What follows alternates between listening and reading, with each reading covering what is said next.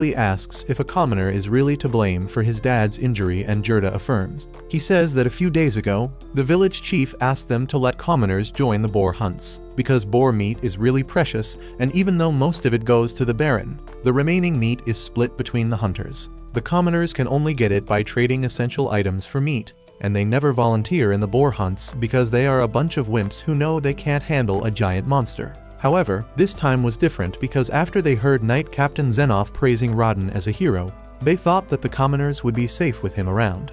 Gerda says that neither he nor Rodden were in favor of letting the commoners join the hunts, but they could not refuse an order from the chief. To make things worse, a lot of commoners didn't take practice seriously because they didn't want to take lessons from serfs who are a lower social class than them. Then, on the day of the hunt, they gave the commoners the job to keep the boar distracted while everyone attacked. But they didn't have the balls to do even that, and they ended up dropping their weapons and running. One of them was a clumsy idiot who fell on the ground, and Rodden took a boar tusk to his gut in the process of defending him. They managed to defeat the great boar somehow, and even saved Rodden's life with the medicinal herb. Gerda tells Alan and Nerja that he will bring over Rodden's share of the meat the next day, and asks them to stay strong. The next morning, Alan wakes up and finds his mother caring for his dad. He tells her that he will take over the job from her, but she tells him that she is fine. Just then, Rodden wakes up with a jerk, still thinking that he is in the middle of the hunt. His family is relieved to see that he has returned to his senses, and while they have an emotional moment, Alan realizes that he has not been using his time right till now. He was only focused on growing stronger, but there was no goal behind it. He now understands that this world is not a game for the people that live in it, including his family. The people living in this world are real, and his family is as real as them. Alan decides that he needs to put his power to good use to keep his family safe, especially because his dad won't be able to move for some time now. Just then, Gerda arrives there with Rodden's share from the hunt, and he is glad to see him up again. Gerda tells Rodden not to worry about anything and just focus on getting better, because the rest of the villagers will cover for his family this winter. Suddenly, Alan speaks up, asking his dad's permission to take up his jobs to help his family. He starts working the same day, starting by drawing water from a well, and then carrying heavy buckets that even an adult would struggle with. Everyone is shocked to see how Alan seems to be built different. But he has just decided to pull out all the brakes. He has maxed out his physical strength through his summons because that will let him help his family the most.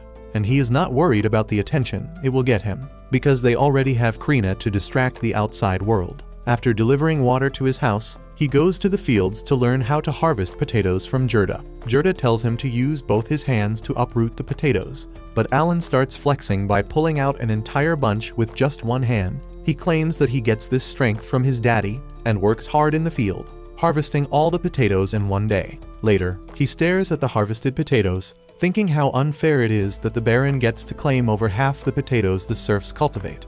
Just then, he hears some guests coming to their house, and it turns out to be the village chief as well as the idiot who was the cause behind Rodden's injury. The chief has brought some fruits as a gift, and the man apologizes for messing things up that led to Rodden getting hurt, while Rodden reacts benevolently and tells the man to be more careful if he wants to continue hunting.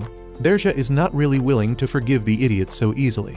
She lectures him that everyone has a family to return to, no matter what their social class, and he should not treat anyone's life so carelessly. The rest of the serfs come there just then to check up on Rodden, and Nerja lets go of her anger on seeing their weird antics. The next day, Alan goes off alone to a field of wild grass and creates a wide area for his genius plan to help his family get through the winters. He summons the frogs in his inventory and protects his face using his hands as all the frogs jump on him before landing on the ground. Next, Alan sets up some noob-level traps and tells the frogs to use their provoke skill, hoping that it will attract some wild birds that he can trap and take home. However, when nothing comes even after a bit of waiting, he decides to call it quits. Just then, he sees a bird coming towards them and gets ready to catch it. But then he realizes that it is not an ordinary bird, but the B-rank monster called Alba Heron. The monster destroys the traps without even thinking, and then defeats the frogs one by one. Alan realizes that he is no match for a B-rank monster and starts fleeing.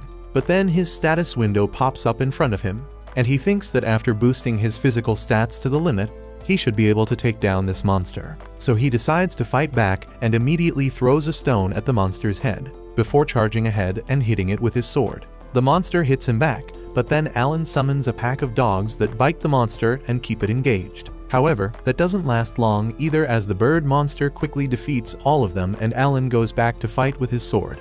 The monster hits him again, and he takes more damage this time because he has lost a bunch of buffs after his summons were defeated. He feels too weak to even stand up, and then the monster bird attacks him again. Alan somehow blocks its attack with his sword, but he feels that this might be game over for him. Alan wonders how can he survive the monster's attack when he suddenly has an idea that he has not actually tested out before. He summons the latest bug-type summons he had created and lets them loose on the bird monster. The caterpillar monsters begin to suck energy from the Albahiron, and it stops its attack, making Alan realize that he was right about their ability being useful for combat. He gets out from under the bird monster and decides to weaken it by constantly attacking it. And that way, he can avoid being killed after losing all his buffs. He summons another pack of doggos to attack the bird alongside the bugs, and they completely overwhelm it. Alan uses this chance to land a fatal blow on its head, and for a moment, the world becomes black and white for him. The very next moment, the monster drops dead and Alan's grimoire appears in front of him, telling him that he has defeated the Albahiron and obtained 100 experience points. Alan lets out a loud scream to declare his victory, and he feels like he is on the top of the world after defeating his first monster. Soon, he reaches home, dragging his precious hunt with him, and his family and friends are dumbfounded on seeing him with a D-rank monster. Derja asks him how did he even manage to take it down, and Alan makes the understatement of the month by saying that he saw the monster land on the ground near him, and then he took it by surprise and finished it. Krina is really impressed by Alan's amazing feat, but Mash is terrified of the dead monster. Rodden notices a cut on MC's face and asks if he is hurt anywhere else, and he replies that he is fine and even the wound on his face is starting to heal. Gerda examines the monster corpse and notices the bite marks on it left by the dogs. He asks Alan if he bit the monster as well, and to make sure his story stays consistent, he says that he was fighting on pure instinct, so he doesn't remember how it happened. Gerda doesn't know if he should laugh at the image in his head or be terrified of Alan's wildness, so he decides to process the monster instead. As he turns around to talk about the details with Rodden, Alan notices a big bump on Gerda's head, and he is pretty sure that he either got it from his wife or while practicing sword fighting with Krina. As he is giggling to himself, Gerda asks him for help, and they hang the Albahiron upside down to let its blood drain out. Gerda tells Alan that an Albahiron weighs about 60 kgs, and 40 kilograms of that is only blood and bones, so they don't get much meat out of it. But its feathers sell for a decent amount. Alan is grateful that Gerda is teaching him all this,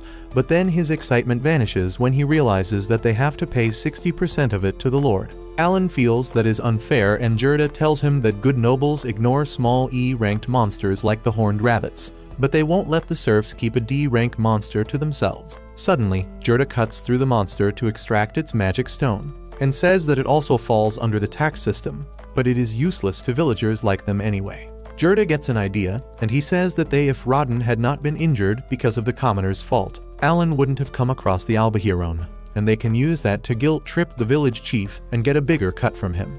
Alan realizes that his dad's best friend is not just a muscle brain, and he has ideas of his own about the matter. Soon after that, Gerda and Alan go to the chieftain, who is really happy to see the Albahiron corpse, and Gerda tells him that they are willing to turn over the feathers as tax and keep the rest of the monster corpse for themselves. The chief doesn't like that idea and says that the Lord has asked for even more meat this year, so his hands are tied too.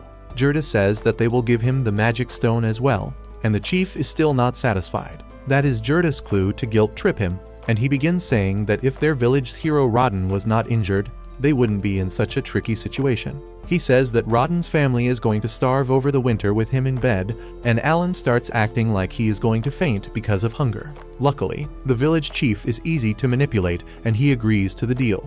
Alan thanks him, and then asks if they can also keep the meat of the Albahirons they hunt in the future. He knows that is going to be tricky, and Gerda loudly tells him not to be too excited because he won't get lucky enough to hunt another D-rank monster anytime soon. The chief believes that and laughs it off, saying that if they are lucky enough to hunt an Albahiron, they can keep its meat. Alan and Gerda are happy that their plan was a complete success, and soon after that, Alan sets up another trap to hunt down an Albahiron. The trap works out as a charm like the last time, and this time, two monsters come swooping down to attack the frogs. Alan is wiser after the first battle, and he immediately recalls the frogs to not lose any stats. He then sends the bugs to suck the monster's energy and then hits them in the head with a stone to disturb their balance. After that, he sends his dogs to bite them, and then finishes them off with a blow to their head with his wooden sword. After he defeats the two monsters, he recalls his summons, and he is proud of himself because after hunting a bunch of monsters, this is the first time he has not lost any summons. Suddenly, his grimoire pops up and tells him that he has finally got 1000 experience points and reached level 2.